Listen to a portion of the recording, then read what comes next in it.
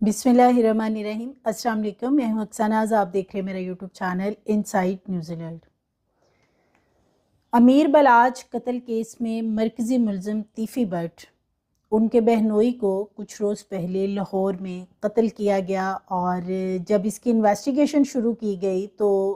Unfortunately जो CCTV cameras थे वो बंद निकले, जिसकी वजह से इन्वेस्टिगेशन में काफ़ी दिन लग गए। और फिर जो पुलिस है, कुछ प्राइवेट कैमरास लोकल जो लगाए गए थे उनसे मदद ली पुलिस ने, और फिर दो शूटर जो हैं वो पकड़े जा चुके हैं, जिनमें एक शूटर का ताल्लुक लाहौर से और दूसरे का ताल्लुक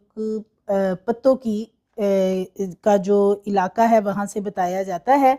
दोनों शूटर्स जो हैं वो अपने ख़ानदानों के साथ गायब हो चुके हैं, यानी कि जैसे कि सीसीटीवी कैमरास काम नहीं कर रहे थे। और इसी चीज़ का फ़ायदा शूटर्स ने उठाया कि वो अपनी फैमिलीज़ के साथ ही रुपोश हो चुके हैं, घरों में ताले लगे हुए हैं, बल्कि जो उनके रिश्तेदार हैं वो भी घरों से गायब हैं। क्योंकि पुलिस का एक तरीका होता है कि जब भी किसी को मुलजिम को अरेस्ट करना होता है और वो रिपोश हो तो फिर उसकी फैमिली के जो लोग होते हैं उनको अरेस्ट किया जाता है, उनको उठा लिया जाता है, ताकि जो असल मुलजिम है वो ख़ुद ही पुलिस के आगे सरेंडर कर दे। लेकिन इन दोनों शूटर्स के जो ख़ानदान हैं वो गायब हैं। और क्योंकि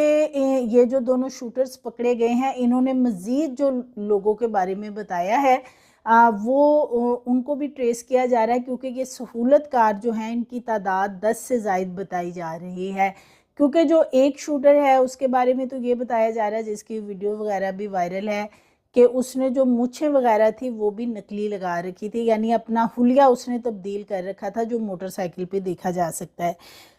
दूसरी तरफ अगर हम देखते हैं, जैसे ही जवेद भट्ट का कत्ल होता है तो उसके बाद जो अमीर बलाच का कत्ल है, और जैसे कि फिर एहसन शाह को एक पुलिस इनकाउंटर में मारा गया, या कि पुलिस का कहना है कि एहसन शाह के भाई छुड़वाने के लिए पुलिस की हिरासत से आए थे, तो इसलिए उस दौरान जो है उन्होंने खुद ही एहसन शाह को गोली मार दी। वो तो मामला जूं का तू वहीं का वहीं एक साइड पे इसलिए जा चुका है कि जैसे ही जवेद भट्ट का मर्डर हुआ तो सारा जो इशू है वो इस तरफ क्रिएट भी हुआ, और फिर जो तीफ़ी भट्ट है, गोगी भट्ट है, और जो उनके बाकी लोग हैं फैमिली के, ख़ानदान के, सब ने पुलिस पे एक दफ़ा जो है बहुत ज़्यादा क्रिटिसाइज़ किया, जिस पे कि पुलिस ने वक्ती तौर पे ज़रूर उन्हें कह दिया था कि शकील भट्ट पे एतराज़ात हैं तीफ़ी भट्ट के ख़ानदान को, तो उनको मुअत्तल कर दिया जाएगा, लेकिन शकील भट्ट को मुअत्तल नहीं किया गया। दूसरी तरफ कुछ लोग हैं जो कि अब इस पूरे मामले में, कुछ यूट्यूबर हैं, जर्नलिस्ट हैं, जैसे कि एक मारूफ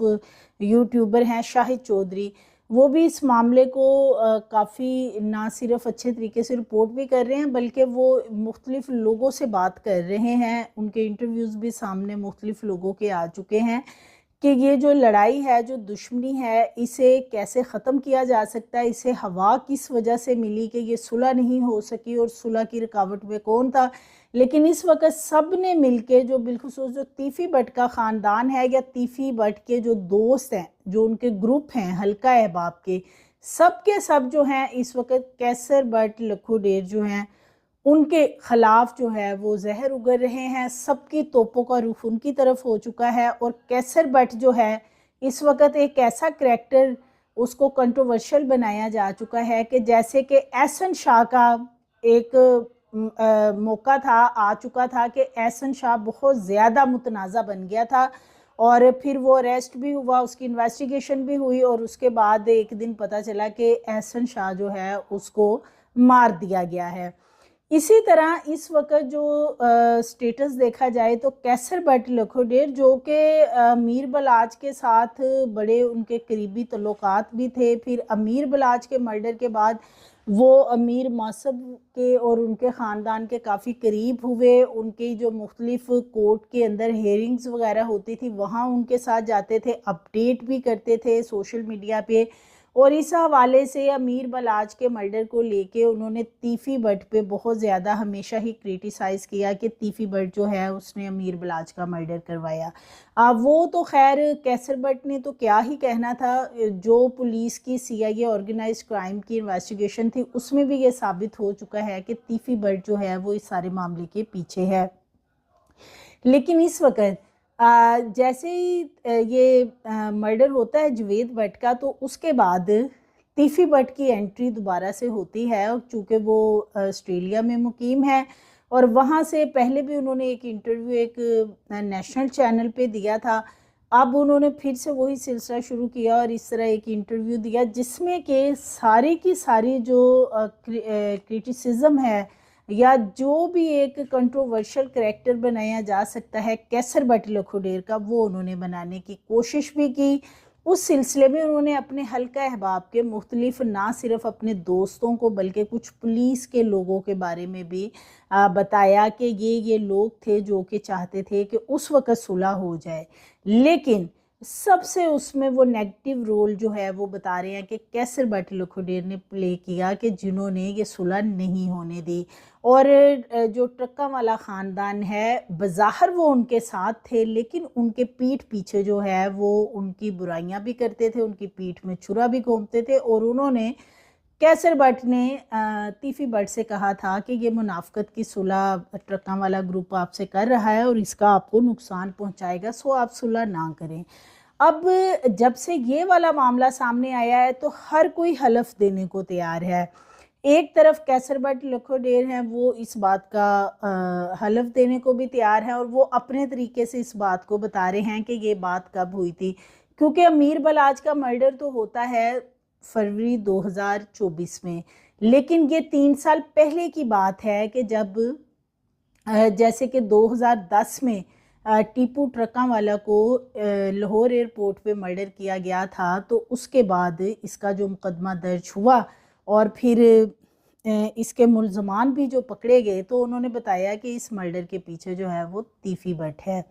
लेकिन तीफी भट्ट इस केस में से इसलिए वो निकल गए थे कि 109 की सेक्शन उसमें शामिल की गई थी, मशवरा देना या राय देना। सो इस वजह से वो इस केस में से बरी हो गए। जो शूटर था वो मौके से पकड़ा गया था लाहौर एयरपोर्ट से। उससे पहले एक वहीद उर्फ वहीदियाँ, जिन्होंने के बिल्ला ट्रक्का वाला जो है यानी कि अमीर बलाच के जो दादा थे, उनको मर्डर किया था। और फिर एक तस्वीर गुज़श्ता रोज़ से काफ़ी ज़्यादा सर्कुलेट कर रही है सोशल मीडिया पे, जिसमें देखा जा सकता है कि अमीर बलाज किसी थाने में एक चेयर पे बैठे हुए हैं और जो वहीद उर्फ वहीदियाँ मुल्ज़म है उनके दादा के कत्ल का, वो ज़मीन पे बैठा हुआ है। यानी कि तस्वीर में ये नज़र आ रहा है कि जैसे थाने के अंदर से वो तस्वीर है और वो जो मुल्ज़िम है वो भी काफ़ी नज़रें झुकाए शर्मिंदगी से बैठा हुआ है, यानी कि शायद वो ये एक्सेप्ट कर चुका है कि उसने ये मर्डर किया। और वो यकीनन उसने बताया होगा सारा मामला कि किसने करवाया है। और वो जो वहीद और वहीदियाँ हैं उसका यही कहना था, जब पुलिस कस्टडी में जो उसने अमीर बलाच को भी सारा मामला बताया था कि असल हकीकत क्या है, तो उसने यही कहा था कि इसके पीछे तीफी भट्ट है और तीफी भट्ट ने मेरे से ये मर्डर करवाया, यानी बिल्ला ट्रक्का वाले का। जैसे कि बिल्ला ट्रक्का वाला का वहीद और वहीदिया ने मर्डर किया और उसने भी तीफी भट्ट का नाम लिया, इसी तरह जो मुजफ्फर हुसैन था शूटर, जिसने के बलाच को मर्डर किया शादी की तकरीब में, तो वो जो शूटर था उसका भी बैकग्राउंड जब देखा गया, उसकी बीवी को बिलखुसूस पकड़ा गया, तो उसने यही बताया कि वो तो मालशिया है, 35 साल से तीफी भट्ट के साथ काम कर रहा था। और तीफी भट्ट ने यानी कि जब उसको हायर किया तो शायद वो मुजफ्फर हुसैन को भी पता नहीं था प्लानिंग का कि जैसे ही मैंने शूट करना है बलाच को तो साथ ही मुझे शूट कर दिया जाना है, क्योंकि वो 2 रोज़ पहले ही अपनी बीवी से मिल के आया था और उसने अपनी बीवी से कहा था कि मैं एक मिशन पे जा रहा हूँ और तीफी भट्ट जो मेरे बॉस हैं यानी उनकी तरफ से आपको 2 लाख महाना मिलता रहेगा, तो मैं कुछ सालों में वापस आ जाऊंगा। यानी उसको ये श्योरिटी थी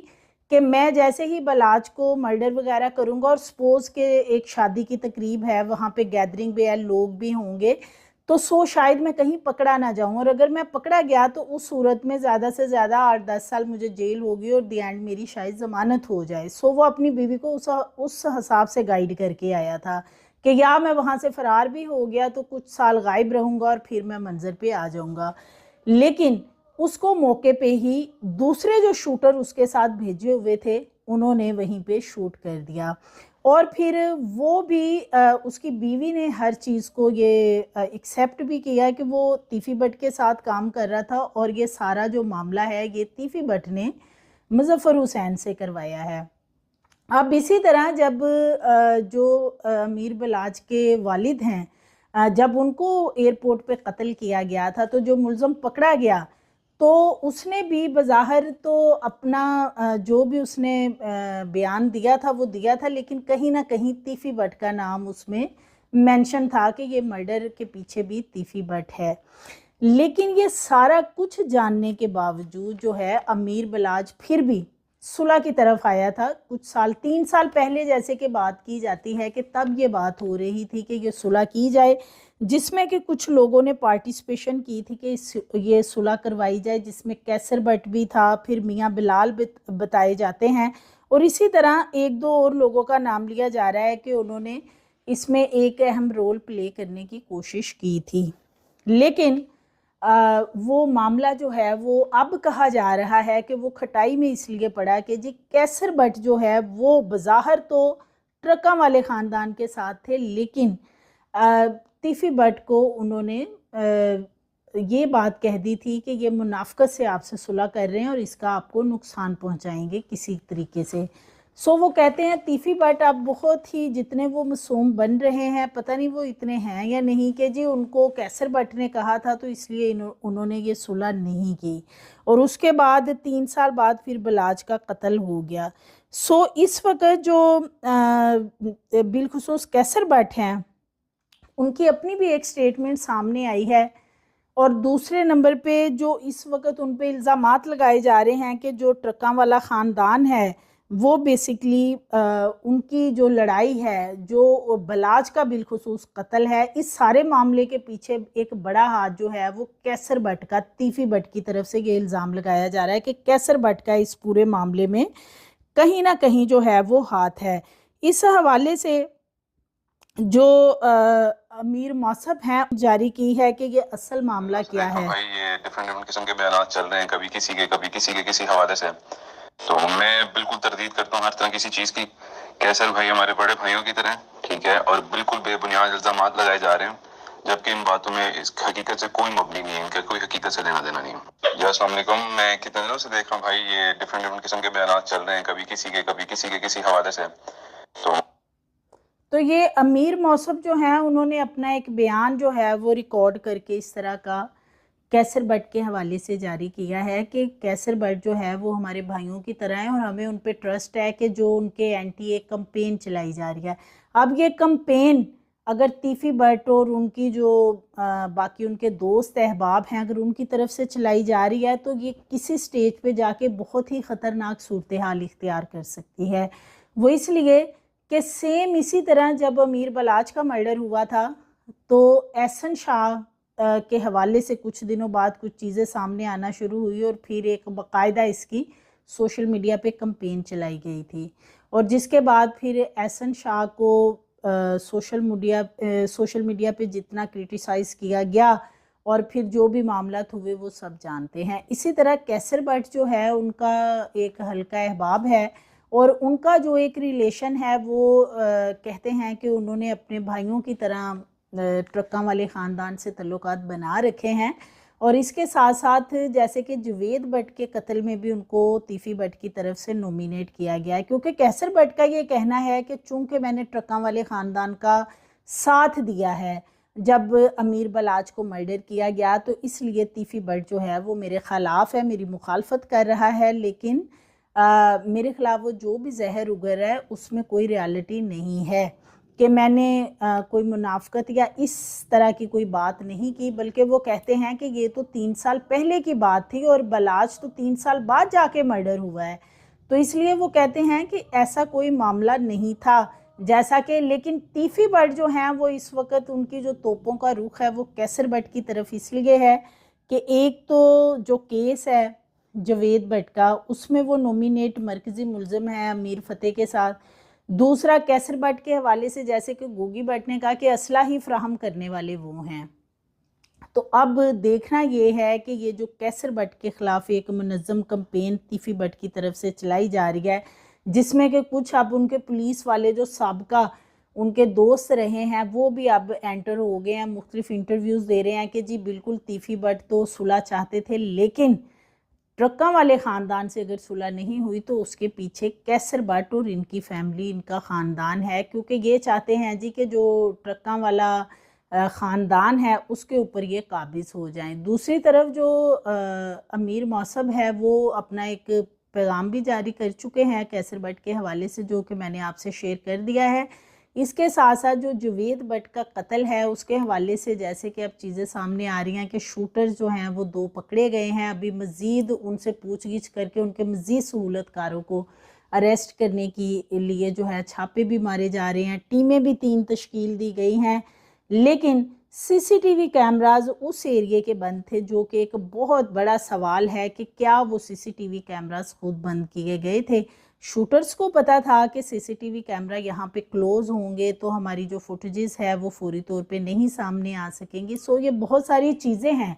जो कि इस केस को लेके सवाल उठाती हैं, और अभी तक जो है पुलिस इस पे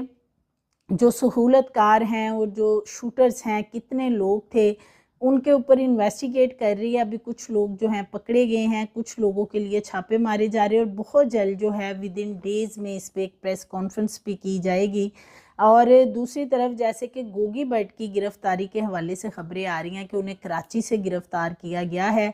तो गोगी भट्ट जो हैं उनको अरेस्ट कर लिया गया है। अब